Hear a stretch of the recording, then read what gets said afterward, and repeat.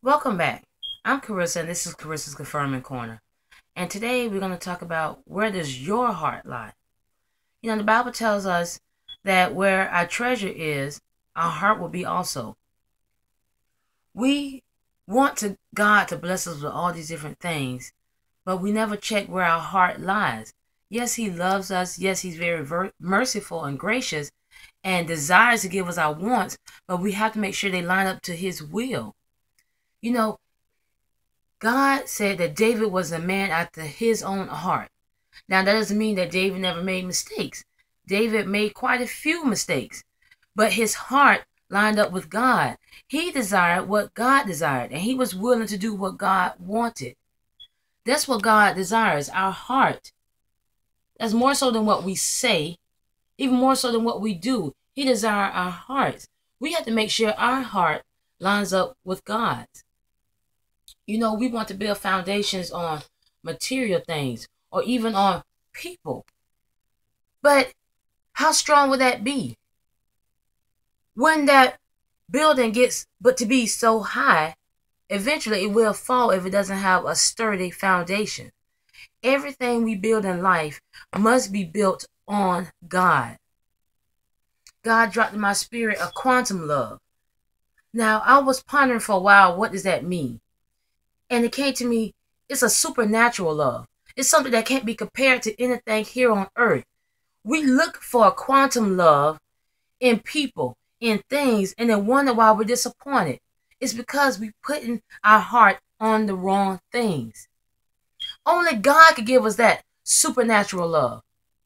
The love that stands the test of time, that will outlast anything, that would be there regardless of what we do.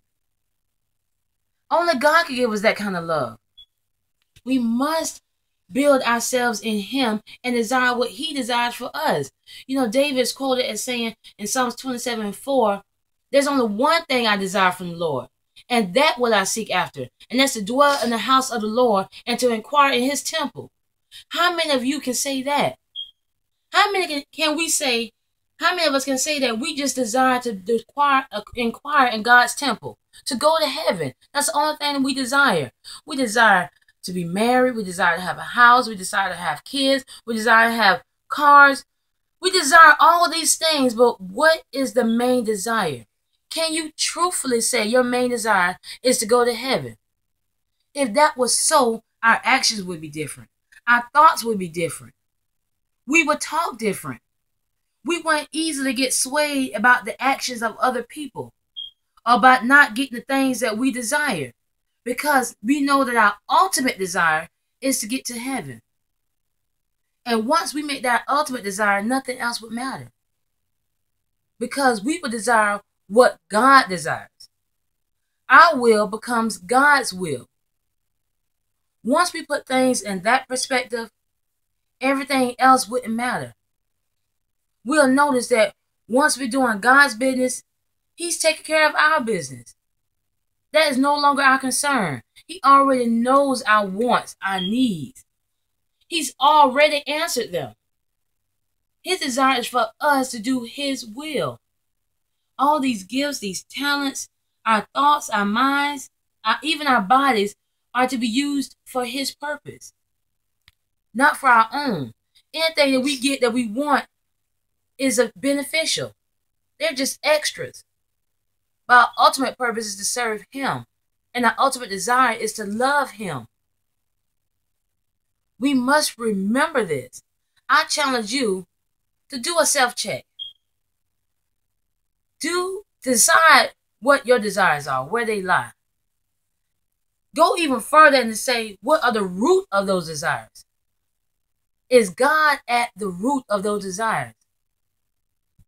And then we should build our building. Then we should build our mansions, our dreams. Once we realize that God is at the root, then we can start to build. Because we must remember that a building is only as strong as its foundation. I pray that this was a blessing to you. Please click subscribe below and share. Tell someone. Not tell them about me, but tell them about God. And remember, when you're down to nothing, God is up to something.